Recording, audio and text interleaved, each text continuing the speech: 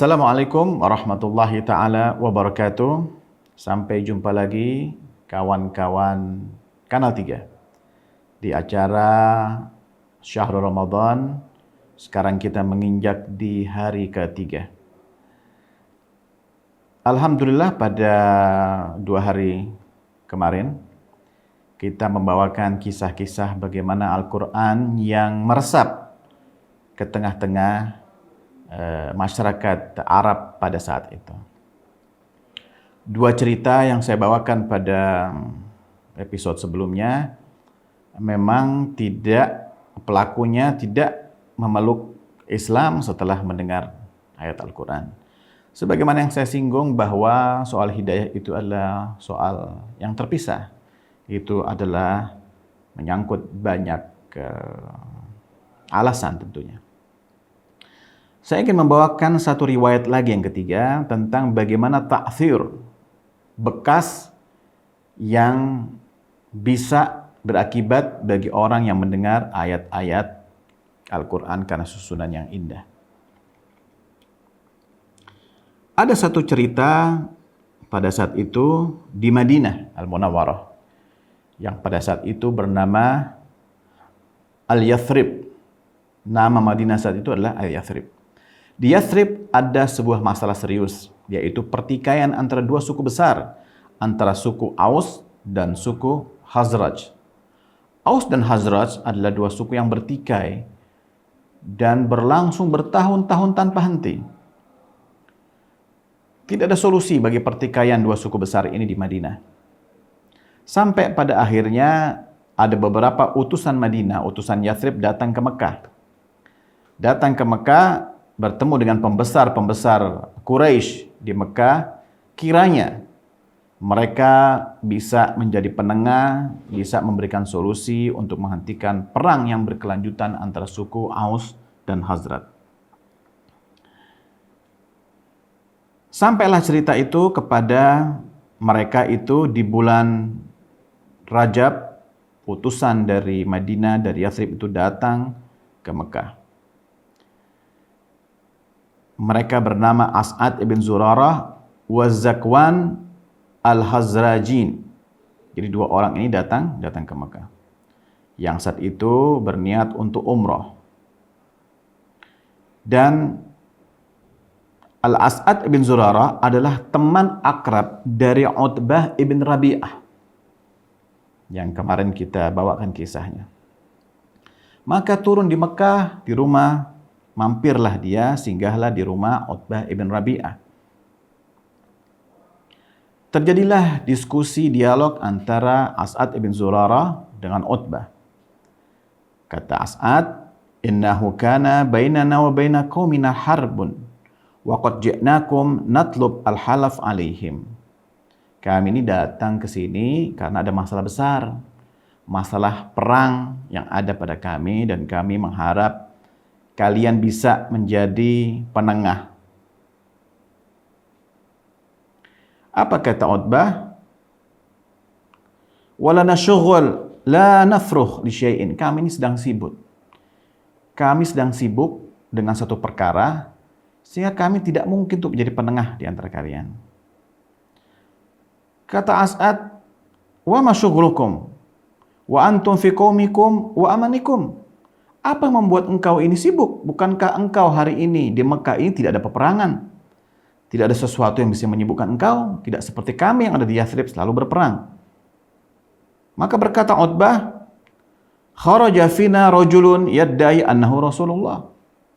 Telah keluar di tengah-tengah kami seorang yang mengaku bahwa dia adalah utusan Allah.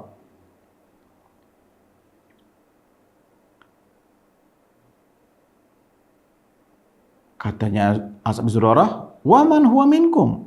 Siapa orang itu? Siapa orang yang mengaku sebagai Rasul, sebagai utusan Allah?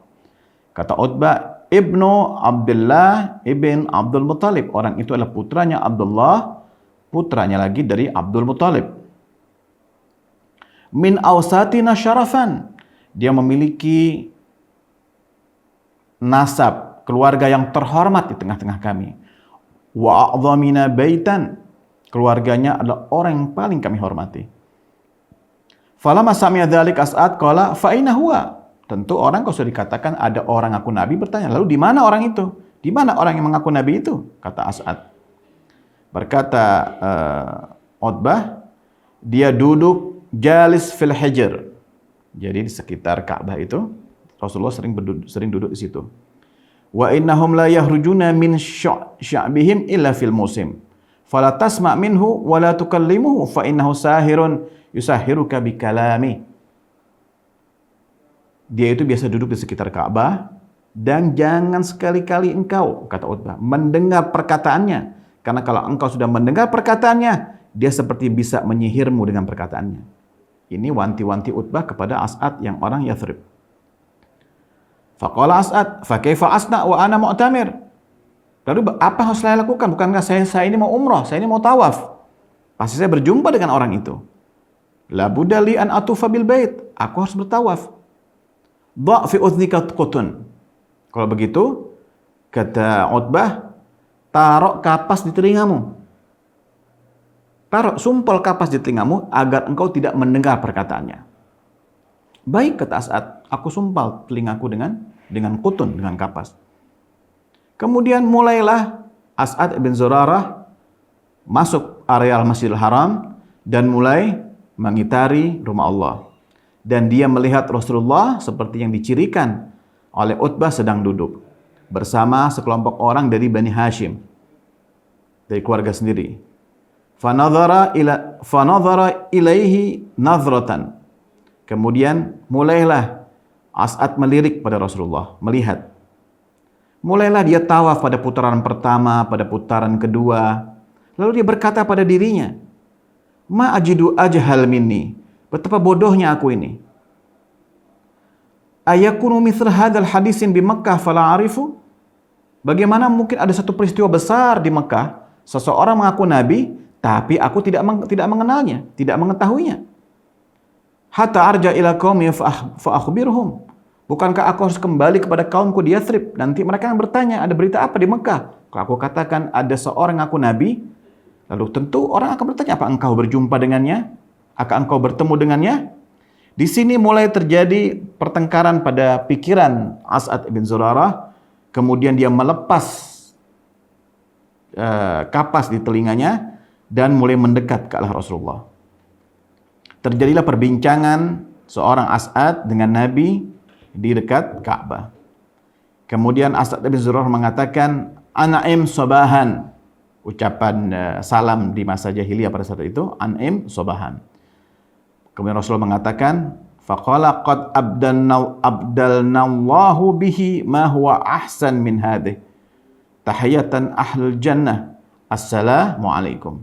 Allah sudah menggantinya ucapan tersebut dengan kalimat assalamualaikum.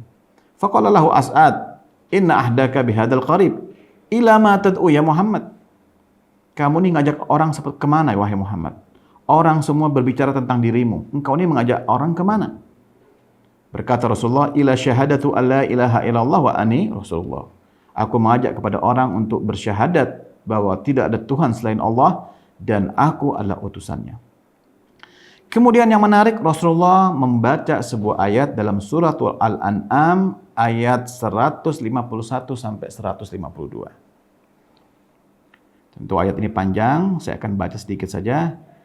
Qul ta'alau atlu ma harrama rabbukum alaikum alla tusyriku bihi syai'an wa bil walidaini ihsana wa la taqtulu auladakum minal imlaq nahnu narzukukum wa iyyahum. Hingga akhirul ayat.